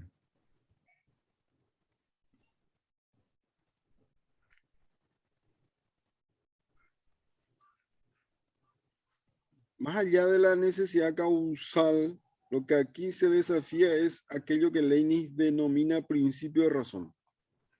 En efecto, según dicho principio, como hemos visto, todo debe tener una razón de ser así más que de otra manera. Pero lo que nos dice Hume es que semejante razón es totalmente inaccesible al pensamiento. Porque dado que no podemos establecer que las leyes deban seguir siendo lo que son, tampoco podemos establecer la necesidad de ningún hecho. Todo por el contrario, y en vista de las meras exigencias de la lógica y la experiencia, todo podría convertirse en otra cosa de lo que es. Los procesos naturales, tanto como las cosas, los acontecimientos, nada se revela como teniendo razón de ser y perdurar de modo idéntico. Acá está un poco, ¿verdad?, lo que mencionaba José. O sea, si es que hay algo ahí, es inaccesible al pensamiento.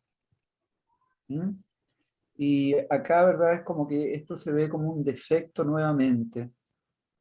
Y creo que por ahí, ¿verdad?, puede atacar Miyazo. Porque señala, repito ahí un poco, pero lo que nos dice Hume es que semejante razón es totalmente inaccesible al pensamiento. Porque dado que no podemos establecer que las leyes deban seguir siendo lo que son, tampoco podemos establecer la necesidad de ningún hecho.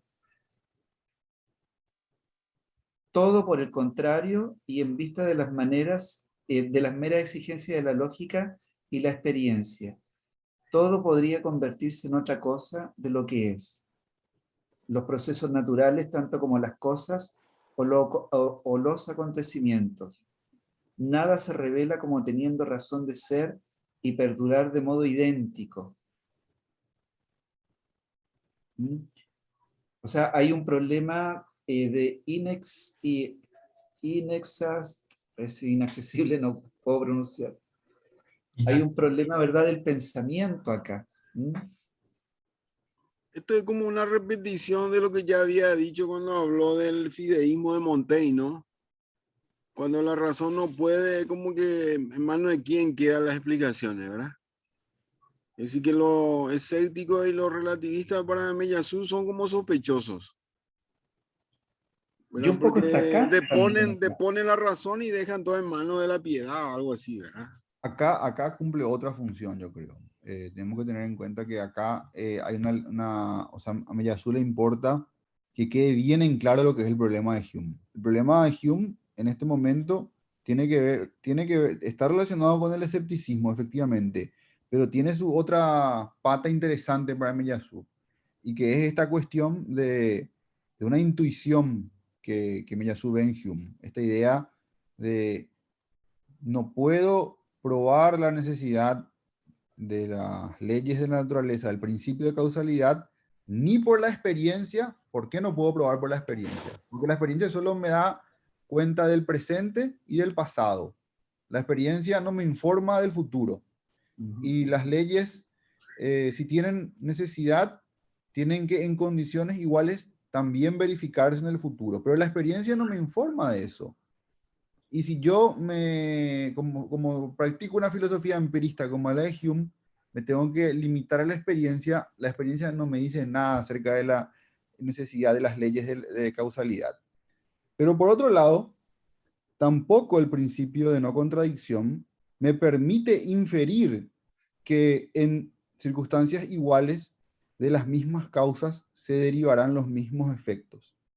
El principio de no contradicción, como Hume explica en su ejemplo, no te permite decir que del trayecto de esta bola de billar se derive necesariamente una de sus posibilidades o que esa sea la más congruente. Después Hume va a explicar esto, por qué ocurre siempre así, por una cuestión de habitualidades, pero no hay una argumentación lógica, porque que las cosas cambien dadas las mismas circunstancias no viola el principio de no contradicción, entonces no hay una razón lógica y tampoco hay una razón en la experiencia. La experiencia solo nos informa sobre el presente y sobre el pasado. Ese es el punto acá de Meillassoux. Y luego mostrar por qué no coincide sí con lo que dice Cristino de su escepticismo, que el escepticismo de Hume va a ser luego en el segundo momento decir, bueno, pero entonces lo único que nos queda son la habitualidad.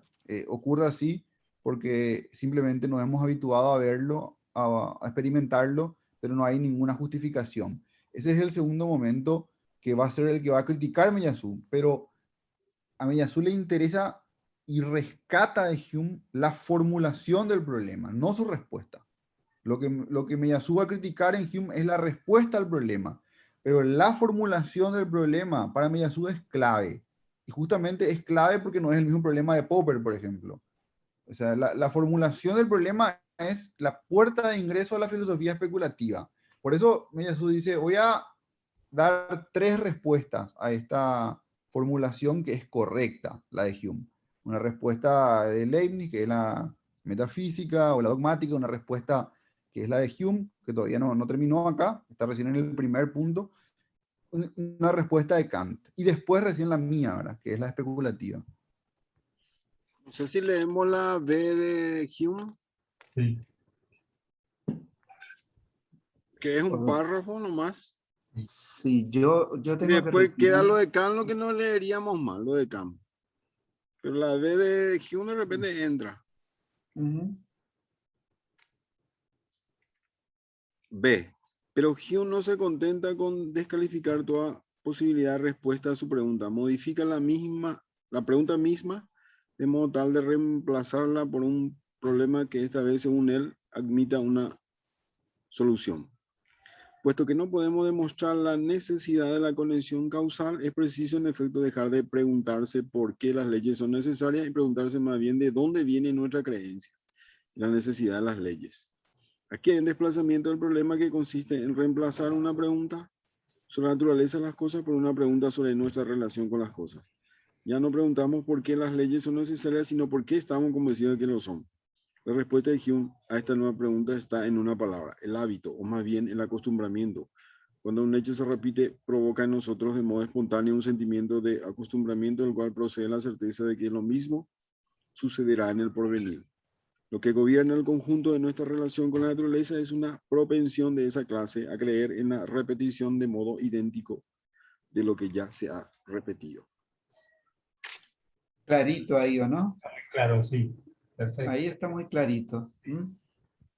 Proyección e interpolación. Ujú. Puesto que no podemos demostrar la necesidad de las cosas, ¿verdad? O sea, la necesidad de la conexión causal, entonces nos preguntamos qué hay en nuestro pensamiento, ¿verdad?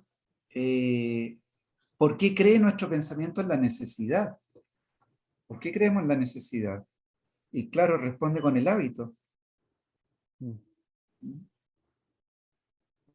Sí, exactamente. Es mucho más que eso, ¿ah? Es mucho más que el hábito. O sea, es una serie de cosas. Es también la angustia del ser humano frente al decaimiento de todo, ¿verdad? A la muerte, a los procesos, a emociones que cambian, a guerras que destruyen ciudades. Entonces, en medio de eso, queremos buscar algo que no cambie. Sí. Yo también pienso eso, pienso que la vida ya es lo suficientemente caótica. Uno imagina en 1700, ¿verdad? Y hay más bien una necesidad de estabilidad. Hay una necesidad de estabilidad. Imagínate para Platón, ¿verdad? Que todo está cambiando, que hay guerra, que todo se desbarata, que hay opiniones múltiples. Entonces, evidentemente que montado sobre el hombro de Parménides, busca algo que no cambie. O sea, es mucho más que hábito esto. Y ahí yo le preguntaría, bajaría un piso y le preguntaría a Hume, bueno, ¿qué nos hace pensar? O sea, ¿por qué queremos hábitos? ¿Por qué lo buscamos? ¿Por qué nos uniformamos con el hábito? Bueno, ahí ya nos alejaríamos del tema, ¿verdad? Pero es toda la necesidad, es ahí, o sea, es la existencia del ser humano que por la permanente angustia busca certeza, Sí. busca, ¿verdad?, un trazo sobre el mar que está cambiando constantemente. Entonces, eso se refleja en su forma de pensar y de habitar la realidad. Y Pero qué está mejor bueno lo del hábito, está muy bueno lo del hábito porque es el 1700, ¿no? Estamos en colonialismo, ¿verdad? Los países periféricos, la diversidad, digamos, primitiva, ahí va a entrar también. Interesante el concepto de hábito ahí, para interpretar todo lo otro después, ¿verdad? Lo marginal después, ¿verdad? Para tratar de engullirlo, traer como gel lo otro, ¿verdad? Como la planta esta sudamericana que no es planta, ¿verdad? Algo así, tratar siempre de reinterpretarlo, asimilarlo, ¿verdad? O fagocitarlo. Esto, si no me equivoco, ¿verdad? En este libro, Hume hace una introducción. En la introducción tiene algo como muy profundo, si no me equivoco. Es que ya tengo tantas cosas en la cabeza, en donde ahí lo aborda como desde otro punto de vista.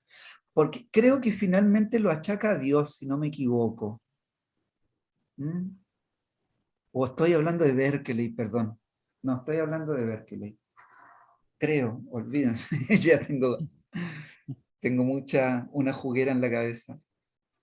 O sea, Bueno, me quedo con eso, con esa bajada existencial que no la podía hacer Hume, evidentemente un inglés en esa época, pero es el ser humano mismo el que va a buscar esta necesidad por una necesidad de él.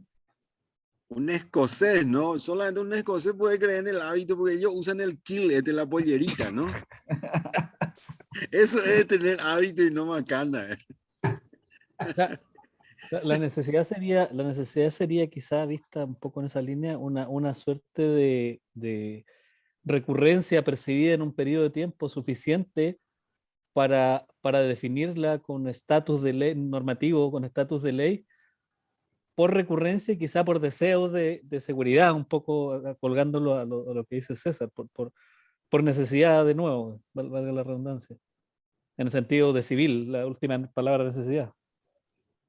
Y yo creo que hay Mauricio, Quiero en pensar lo contrario. ¿Mm? Sí.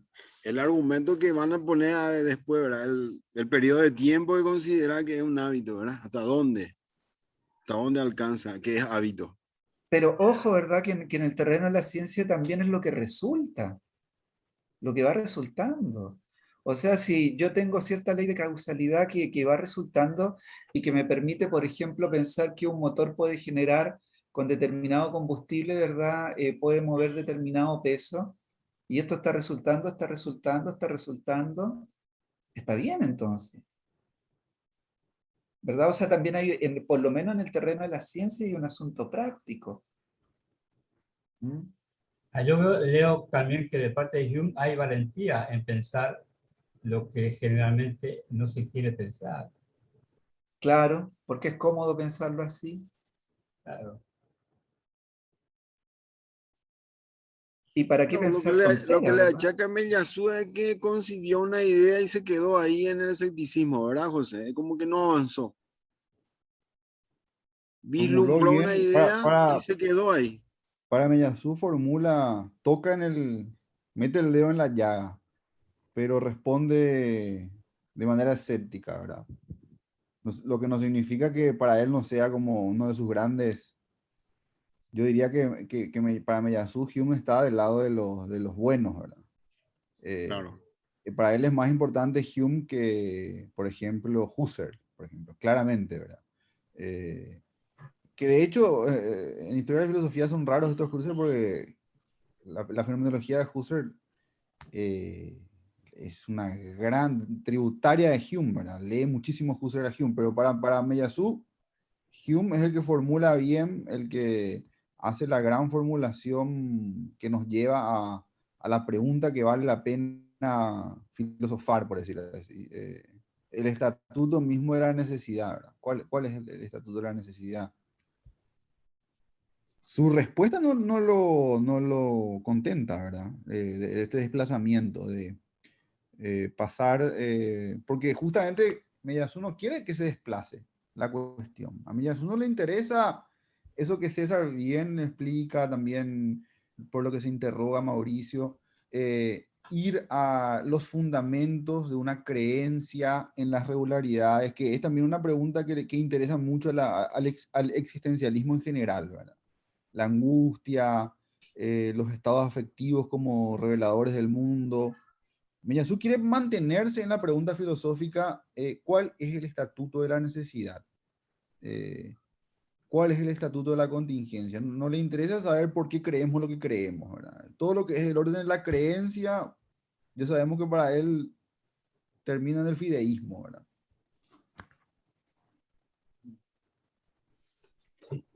¿Qué hacemos? ¿Paramos acá o...? Yo creo que sí. Porque queda lo de Kant, creo que. Me parece que Lo de yo Kant por- creo que es durísimo. Yo creo que ya Mejor- leí ya ese. Es mejor parar durísimo acá. lo de Kant. Por lo menos yo me tengo que retirar, estimados amigos, amigas. satisfactorio lo de Hume, perdón.